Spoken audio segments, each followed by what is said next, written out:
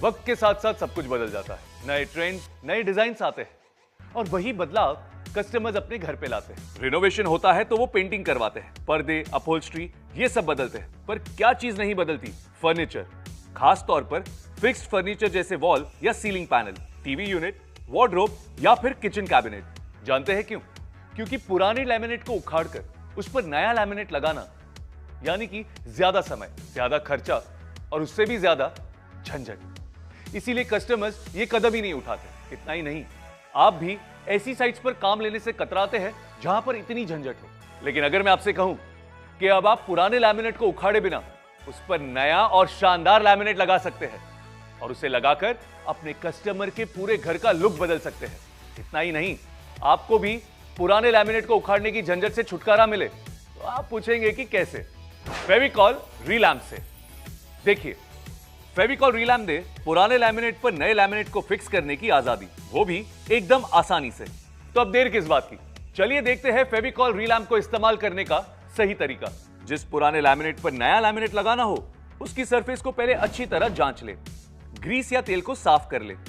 ध्यान रहे कि लैमिनेट की सतह एक समान हो, उसमें कोई बबल्स ना हो, कहीं से उखड़ा ना हो और कोई क्रैक भी नहीं हो। अब इस लैमिनेट कटर से सरफेस पर ऐसा चीरा लगाइए। ध्यान रहे हर चीरे के बीच आधा इंच का फासला होना चाहिए। अब पुराने लैमिनेट को एक साफ कपड़े से अच्छे से साफ कर ले। फेविकॉल रीलैम्प के कार्ट्रिज के नोजल को बीचों बीच काट ले और कार्ट्रिज को सीलेंट गन में लोड करें। अब इस गन से फेविकॉल रीलैम्प को चीरों पर लगाइए। अगर सरफेस पर कहीं छेद हो तो वहां ज्यादा ग्लू डालकर उसे भर ले। अब इस फेविकॉल रीलैम्प को इस बड़े दांतों वाले स्प्रेडर से फैलाइए। अब नए लैमिनेट को पुराने लैमिनेट के सरफेस पर फिक्स कर ले। अब एक साफ कपड़े की मदद से लैमिनेट पर उचित प्रेशर डालें। अब लैमिनेट को एक बार उठाकर देख ले कि ग्लू नए लैमिनेट पर ट्रांसफर हो गया है या नहीं।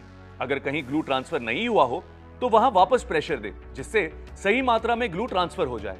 अगर लैमिनेट कहीं से उठने लगे या किसी मरोड़ को कवर करने की जरूरत हो तो सिर्फ उसी जगह पर मास्किंग टेप लगाइए ताकि इन जगहों पर भी बॉन्डिंग अच्छे से हो सके। मास्किंग टेप लगाते वक्त ध्यान रहे आपके हाथ एकदम साफ हो। 6 से 8 घंटे बाद आप रंधा कर सकते हैं और 24 घंटे बाद कटिंग कर सकते हैं।